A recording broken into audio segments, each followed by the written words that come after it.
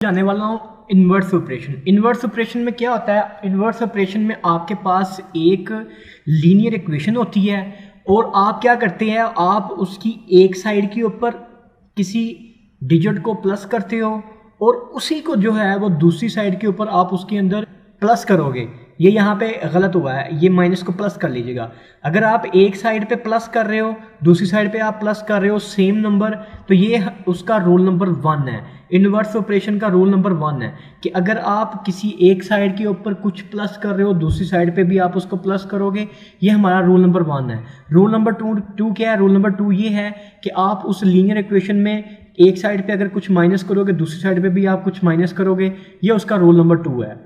उसके बाद rule number 3 क्या है? रूल नंबर 3 ये है कि अगर आप किसी साइड पे कुछ, एक साइड पे आपने 5 से मल्टीप्लाई किया तो दूसरी साइड पे भी आप 5 से मल्टीप्लाई करोगे।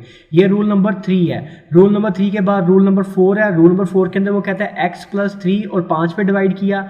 इस साइड को अगर आपने 5 पे डिवाइड किया, दूसरी साइड को भी आप 5 पे डिवाइड करेंगे। तो ये हमारा जो इन्वर्स ऑपरेशन है, इन्वर्स ऑपरेशन के अंदर ये 4 रूल आप अप्लाई करेंगे। इन 4 रूल को आप अप्लाई करके जो आपकी लीनियर इक्वेशन है उसको आप सॉल्व करेंगे। देखें यहाँ पे आपके पास एक इक्वेशन है x + 3 = 5। इसमें इसको देखें, यहाँ पे इसकी हैं दो साइड्स हैं, x + 3 और दूसरी साइड पे 10 है। ये आप इसको सॉल्व करेंगे। सॉल्व करने के बाद आपने इसका जो आंसर है नीचे कमेंट सेक्शन में जाके लिखना है। लेकिन मैं पहले आपको ये समझाऊंगा, ये रूल आपको अप्लाई करके दूंगा। ये समझने के बाद फिर आपने ये करना है प्रैक्टिस के तौर पे। तो आए पहले इसको समझें, समझने के बाद इसको रिजॉल्व करें, इसको सॉल्व करें और कमेंट सेक्शन में जाके इसका आंसर भी लिखें। तो आए देखें, यहाँ पे मेरे पास इक्वेशन है 2x + 5 = 13।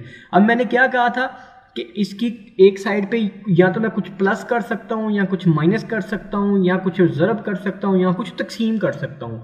अब ये प्लस माइनस ज़रब तकसीम मैंने ये जहन में सोच के करना है कि मैं x की वैल्यू को निकाल सकूँ, x की वैल्यू में वहाँ से ऐसे जो है वो एब्स्ट्रैक्ट कर सकूँ। अब देखें, ये मेरे पास एक इक्वेशन है 2x + 5 = 13।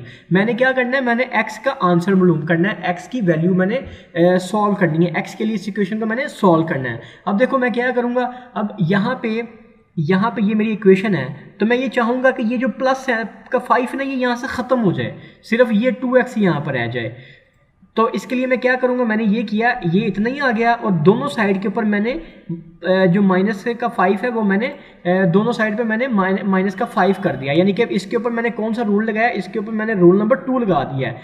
अब ये क्या करेगा, ये प्लस का 5 और ये माइनस का 5 आपस में ख़त्म हो जाएंगे और ये खाली 2x यहाँ पर रह जाएगा और ये 13 में से 5 माइनस हो जाएगा, बाकी ये 8 रह जाएगा। उसके बाद ये यहाँ पे मैं क्या करूँगा, मैंने यहाँ पे x है, यहाँ पे x है और यहाँ पे ये 8 है। अब यहाँ पे मैं क्या करूँगा, यहाँ तो मैं इसको ये ज़रब और उधर जाके इसको तकसीम कर दूंगा तो फिर भी इसका आंसर आ जाएगा।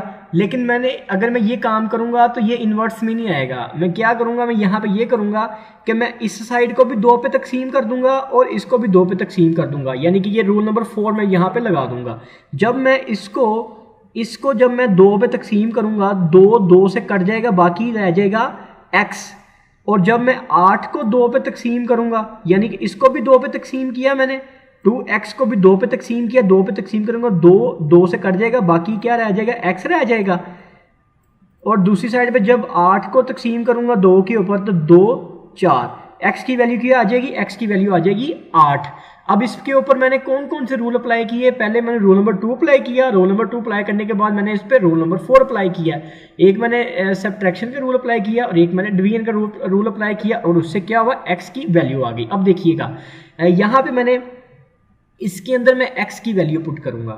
जब मैं इसके अंदर x की वैल्यू पुट करूंगा, ये 2x 5 ये 13, ये मेरी पूरी इक्वेशन आ गई। अब देखिएगा, ये 2 वैसे आ जाएगा, x की जगह पे मैं 4 पुट कर दूंगा और ये 5 का, ये 4 × 2 करूंगा तो 8 हो जाएगा और इसमें जब ये 5 प्लस करूंगा तो 13 = 13 हो जाएगा। आंसर आ गया ना। अब देखो, मैं आपको इक्वेशन की डेफिनेशन याद करवाता हूँ। 2 एक्सप्रेशन होते हैं और दोनों एक्सप्रेशन एक दूसरे के लॉजिकली भी इक्वल होते हैं और न्यूमेरिकली भी इक्वल होते हैं। तो ये देखें, ये लॉजिकली यहाँ पे लॉजिकली हुआ कि ये प्लस और ये लॉजिक्स के साथ भी इक्वल हो गया और यहाँ पे न्यूमेरिकली भी उसका आंसर जो है वो इक्वल हो गया। तो देखें ये मैंने आपको लीनियर इक्वेशन को सॉल्व करने का जो इन्वर्स ऑपरेशन के जरिए हम लीनियर इक्वेशन को सॉल्व करते हैं वो मैंने आपको प्रोसेस बता दिया है। अब इसके बाद जो दूसरा प्रोसेस है वो है